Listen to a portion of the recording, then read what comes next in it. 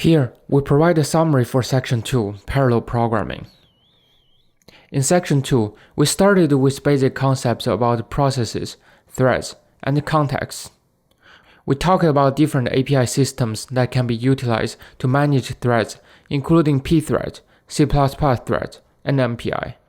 We have also talked about how to safely communicate across threads and processes. For pthreads and C++ threads, we mainly use mutexes and atomics to avoid race conditions. For MPI, we use collective communication primitives such as broadcast and reduce to move data around. Starting from this section, we will give the audience an assignment. So the assignment for Section 2 is to calculate pi using the Monte Carlo method, but using MPI as the implementation method. In the previous videos, we have demonstrated how to implement this algorithm with pthreads.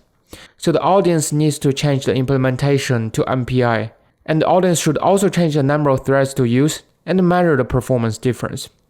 Also, compare the performance with the pthread implementation and explain your results.